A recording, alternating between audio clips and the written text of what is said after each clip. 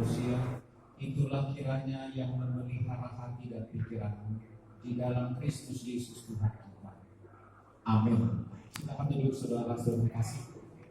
Kita buka kitab kita yang menjadi renungan pada minggu ini dari Injil Lukas pasal 17 ayat 26 sampai ayat 37. Injil Lukas pasal 17 ayat 26 sampai ayat yang ke-37. Saya akan bacakan untuk kita semuanya dengan judul perikop kedatangan kerajaan Allah. Dan sama seperti terjadi pada zaman Nuh, demikian pula lah halnya kelak pada hari-hari anak manusia. Mereka makan dan minum, mereka kawin dan dikawinkan, sampai kepada hari Nuh masuk ke dalam bahtera, lalu datanglah air bah dan membinasakan mereka semua. Demikian juga seperti yang terjadi di zaman Lot. Mereka makan dan minum, mereka membeli dan menjual, mereka menanam dan membangun. Tetapi pada hari Lot pergi keluar dari Sodom, turunlah hujan api dan hujan belerang dari langit dan membinasakan mereka semua. Demikianlah halnya kelak pada hari di mana Anak Manusia menyatakan dirinya. Barang siapa pada hari itu sedang di peranginan di atas rumah dan barang-barangnya ada di dalam rumah, janganlah ia turun untuk mengambilnya, dan demikian juga orang yang sedang di ladang, janganlah ia kembali. Ingatlah akan istri Lot. Barang siapa berusaha memelihara nyawanya, ia akan kehilangan nyawanya, dan barang siapa kehilangan nyawanya, ia akan menyelamatkannya. Aku berkata kepadamu, pada malam itu ada dua orang di atas satu tempat tidur, yang seorang akan dibawa dan yang lain akan ditinggalkan. Ada dua orang perempuan bersama-sama menyilam, yang seorang akan dibawa dan yang lain akan ditinggalkan.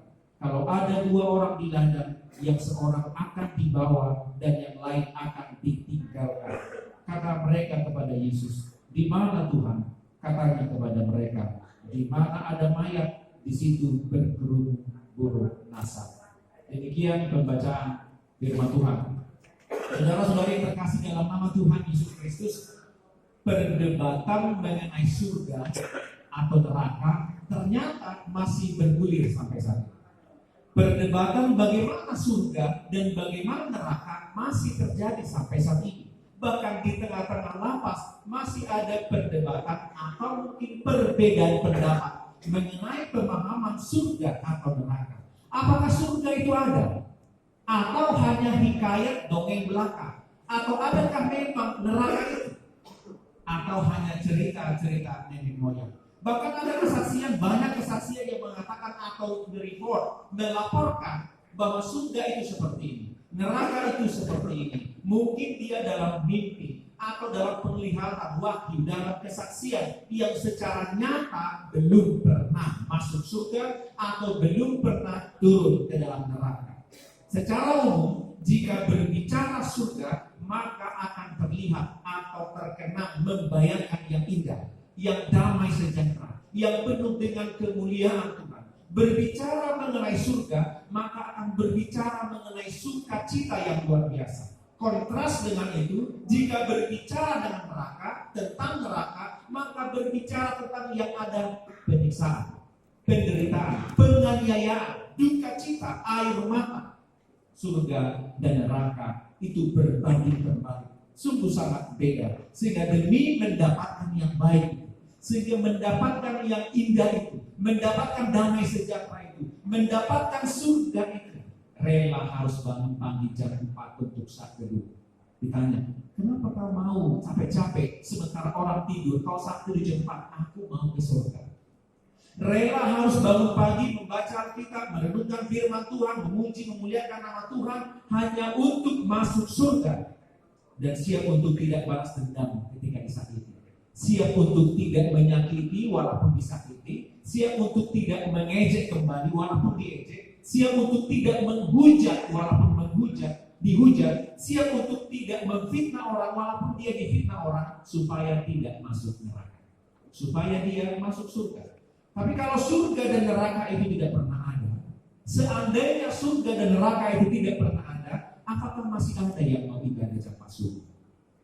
Jika surga dan neraka itu tidak ada, apakah masih ada orang yang mau bersekutu dengan firman Tuhan? Masihkah ada di antara orang percaya, kita adalah orang-orang percaya yang mau hidup dalam kedamaian, berdamaian dengan sesama, cinta kasih, dan menjauhi kejahatan? Ini adalah tantangan bagi semua orang yang hidup di dunia ini. Bagi semua orang yang hidup di dunia ini, termasuk kita orang-orang percaya, ditantang untuk tetap berbuat baik walaupun surga tidak ada. Bisakah? Tetap untuk mengampuni, tetap untuk mengasihi walaupun mungkin surga itu tidak ada.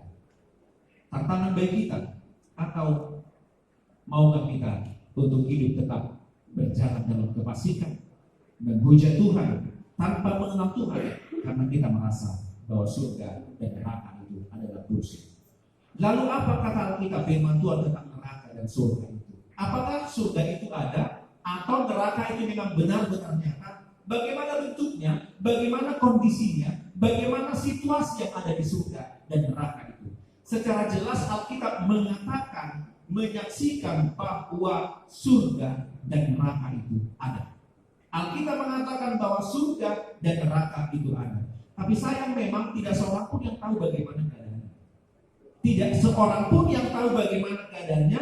Tidak seorang pun yang pernah dari surga, dari bumi ke surga dan kembali lagi ke bumi untuk melaporkan bahwa surga itu seperti ini, bahwa neraka itu seperti ini. Tidak seorang pun selain Yesus sendiri yang ada dari surga datang melaporkan bagaimana kerajaan surga. Bahkan Yesus mengatakan, aku akan memberikan kunci kerajaan surga kepada orang-orang yang percaya kepada.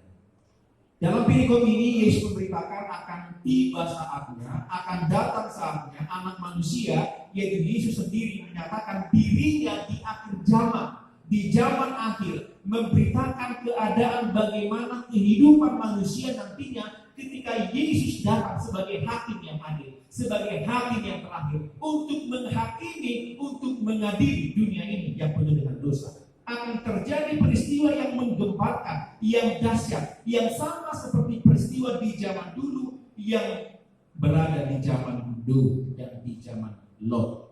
Air bah, hujan api, hujan belerang yang dahsyat membinasakan mereka, dan Yesus berkata akan terjadi juga di zaman sekarang dan di zaman yang akan datang, di zaman akhir. Persoalannya, apakah kita akan seperti Nuh yang mau diselamatkan, atau seperti istri Lot yang tidak mau diselamatkan? Apakah kita mau seperti Nuh yang siap sedia datang kepada Tuhan, tidak mendapatkan bahaya kecelakaan, atau mau seperti istri Lot yang tetap meninggalkan Tuhan dan ikut pada kebiasaan buruk, mengikutkan hartanya, mengingat harta yang ada di belakangnya, dan membuat dia mendapat malapetaka dari Tuhan. Gambaran surga dan gambaran neraka ada dalam hidup dua tokoh ini. Hidup dalam Nuh dan kehidupan istri Lot. Nuh yang masuk dalam rencana Allah, masuk dalam bahtera Tuhan, dan istri Lot yang menjadi tiang garam karena tidak setia kepada perintah Allah. Yesus menggambarkan keadaan atau situasi zaman dulu dan dinyatakan di zaman yang akan datang. Keselamatan itu pasti ada, dan penderitaan itu pun pasti ada. Surga itu pasti ada, neraka itu juga pasti ada. Sayangnya kembali Yesus tidak detail menggambarkan, mengungkapkan, menjabarkan bagaimana ukuran dan bentuk surga itu. Apakah punya pintu, atau punya sisi, atau punya jendela, atau punya teras, atau punya ruang-ruang. Yesus hanya mengatakan di rumah Bapa di sorga banyak tempat. Yesus hanya mengatakan di rumah Bapakku di sorga kelak itu banyak tempat. Secara harfiah berarti luas dan tidak terhingga, tidak terjangkau oleh pikiran manusia. Tidak terjangkau bagaimana luasnya, berapa kali berapa tinggi dan besarnya. Sadok surga itu ada. dan neraka itu juga ada. Lalu apa yang Yesus katakan tentang surga dan neraka terkait dalam nas pada hari ini?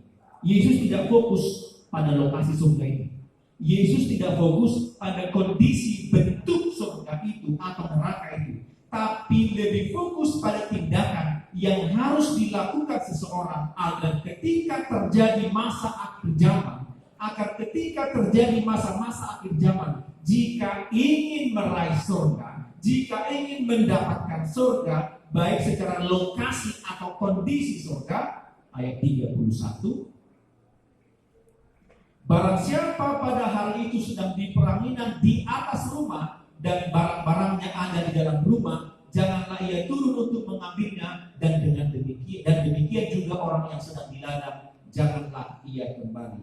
Yang sudah di atas, yang sudah memiliki hubungan baik dengan Tuhan, yang sudah memiliki jam-jam doa, yang sudah merenungkan firman Tuhan siang dan malam, berada dalam posisi di atas, ketika akhir zaman, jangan pernah turun.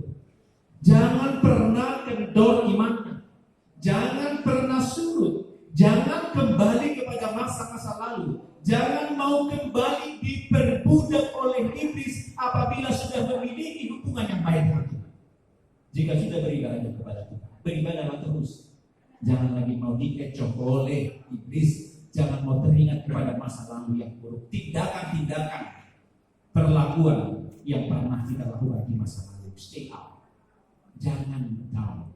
Jangan berada di bawah. Jangan turun. Apabila sudah di atas, maka tetaplah berada di atas. Jangan mau kalah kepada kejahatan, tapi kalahkanlah kejahatan dengan kebaikan.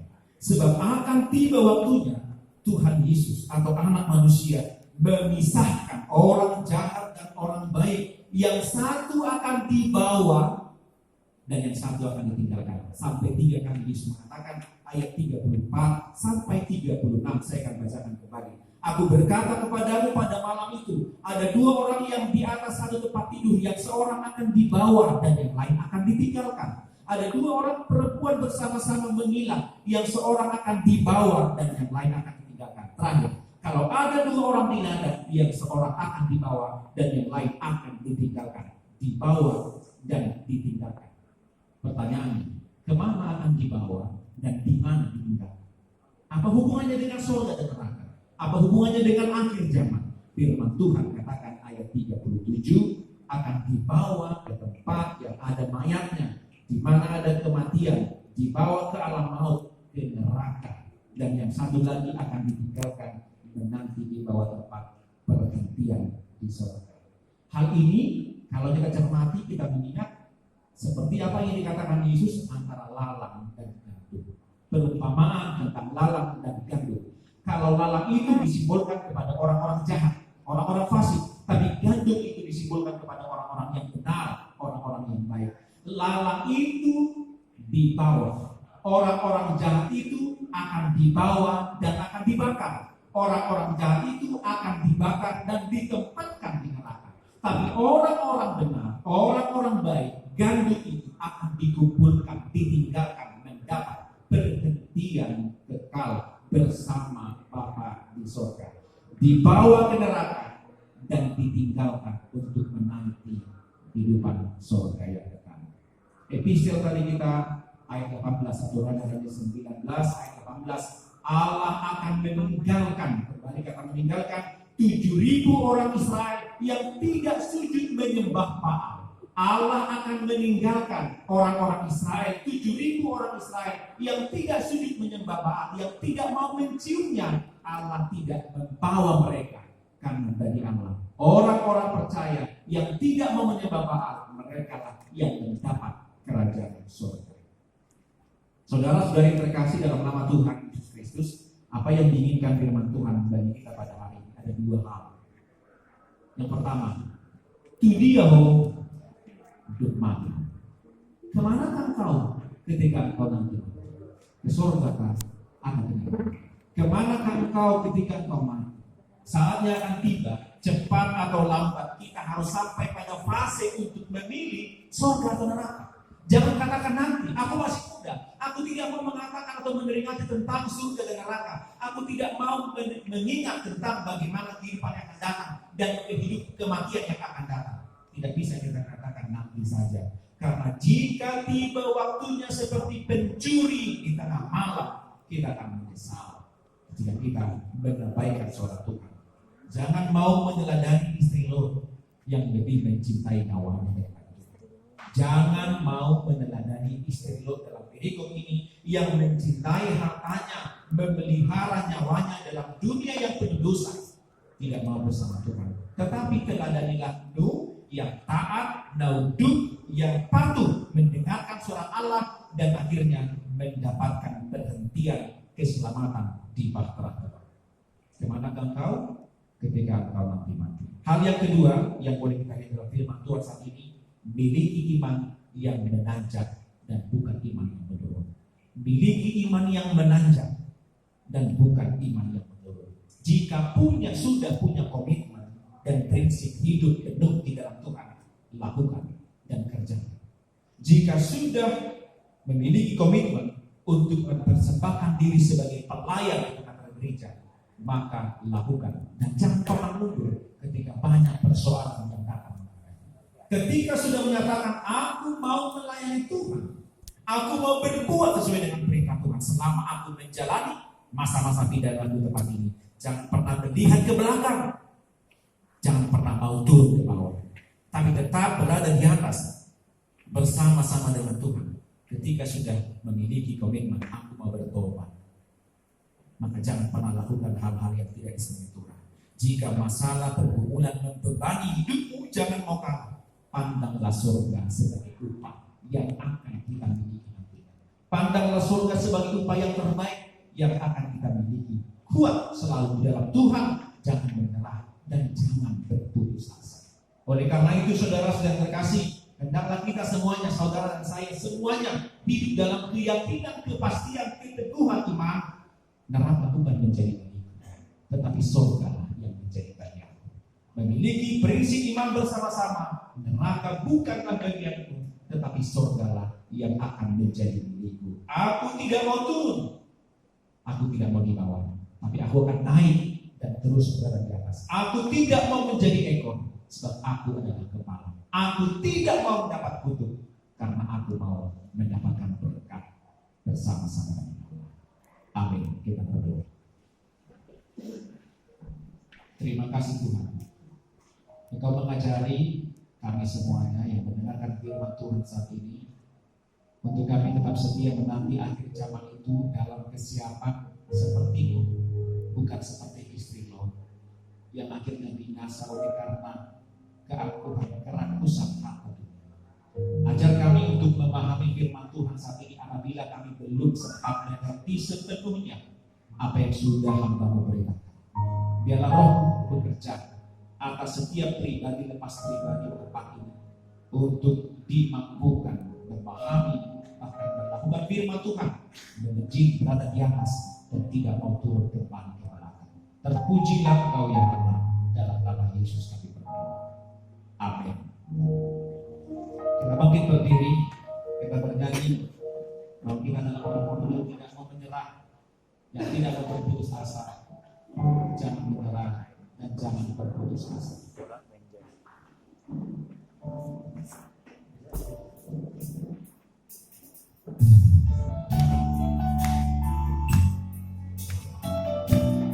Tuhan tak pernah janji langit selebih itu, tapi Dia berjanji selalu menyertai.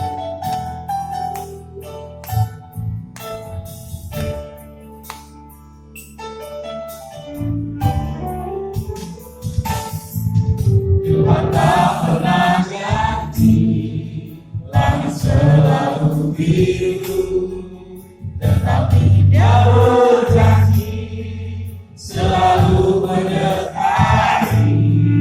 Tuhan tak pernah janji jalan selalu rata, tetapi Dia berjanji berikan kekuatan.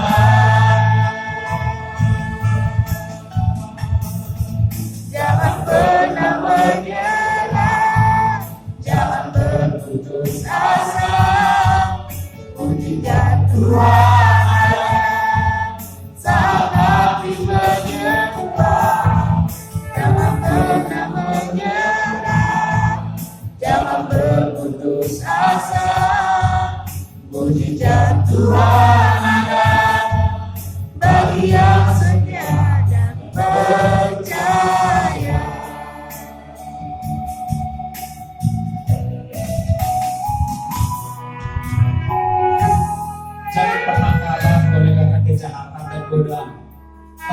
bicara semuanya bersama dengan Tuhan, berjalan dalam terang kasih Tuhan. Bersama Tuhan ada jawaban, bersama Tuhan ada kekuatan. Ketika kita mau dan kita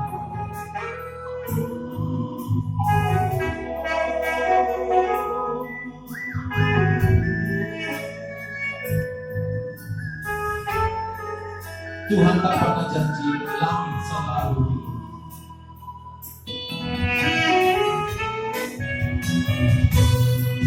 Tuhan tak pernah janji langit selalu biru, tetapi Dia berjanji selalu menyertai. Tuhan tak pernah janji jalan selalu ramai, tetapi Dia berjanji berikan kekuatan.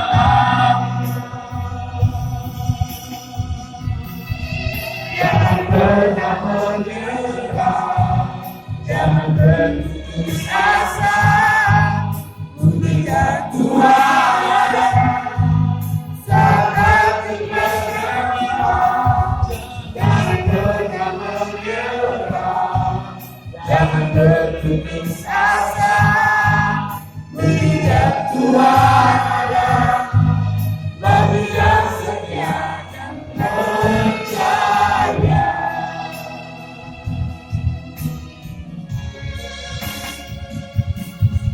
Jangan pernah menyerah, jangan berputus asa, buktikan Tuhan ada saat hati bergerak.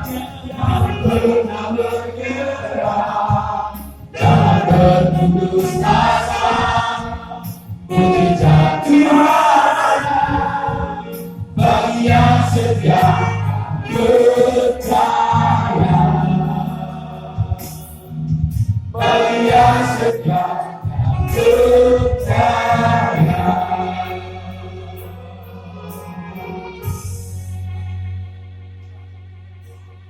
Inilah komitmen kami tidak mau menyerah, tapi kami mau semakin percaya kepada Tuhan. Engkau Allah satu-satunya yang tetap menopang, menolong kehidupan kami. Dalam kelemahan fisik kami, dalam keterbatasan kami, kami memiliki Allah yang kuasa, yang perkasa, yang dahsyat, yang sanggup melepaskan kami dari banyak kelemahan kami dan menguatkan kami. Kami boleh berdiri tegak menyatakan Engkau Allah satu-satunya yang menjadi sahabat kami yang setia. Terpujilah Engkau ya Allah. Kami sungguh bersyukur pemberitaan firman Tuhan boleh berjalan dengan lancar. Biarlah Tuhan yang berkuasa atas hidup kami, berikan kami pengertian, kami boleh mengerti firman Tuhan, mendengar, bahkan boleh menjadi pelaku-pelaku firman Tuhan. Dalam kesempatan ibadah saat ini kami berdoa untuk seluruh anak-anak Tuhan yang harus bekerja di luar sana, di masa-masa pendidikan sekolah mereka, oleh karena tuntutan zaman, tuntutan lingkungan dan keluarga, mereka harus bekerja di jalanan, mendapatkan uang untuk makanan mereka. Peliharalah hidup mereka, pelihara mereka di masa anak-anak mereka, dalam masa-masa sekolah pendidikan mereka. Kami percaya ketika mereka boleh bekerja di luar sana, bahkan Tuhan merenda hidup mereka, menyertai mereka, memberkati setiap pekerjaan mereka, bahkan keluarga mereka dimanapun mereka berada. Kami serahkan dalam tangan pengasihan Tuhan. Mungkin mereka adalah keluarga kami, adik-adik kami, anak-anak kami. Biarlah Tuhan Kau yang memberkati kehidupan mereka. Kami percaya tangan Tuhan akan menolong dan memberikan mereka jawaban. Ini doa dan permohonan kami dalam nama Tuhan Yesus Kristus yang sudah mengajar kami berdoa. Bapa kami yang di surga, dikuduskanlah namamu, datanglah kerajaan, jadilah kehendakmu seperti di surga. Berikanlah pada hari ini makanan kami yang secukupnya, dan ampunilah kami dosa kami, seperti kami telah mengampuni dosa kepada kami, dan jangan membawa kami ke pencobaan, tetapi Kau selamatkan kami dari Tuhan, karena Engkau yang punya kerajaan dan kuasa dan kemuliaan sampai selama-lamanya. Amin. Kembali dengan sejahtera, terimalah berkat Tuhan. Tuhan memberkati engkau dan melindungi engkau. Tuhan menyinari engkau dengan wajahnya dan memberi engkau kasih karunia. Tuhan menghadapkan wajahnya kepadamu dan memberi engkau damai sejahtera.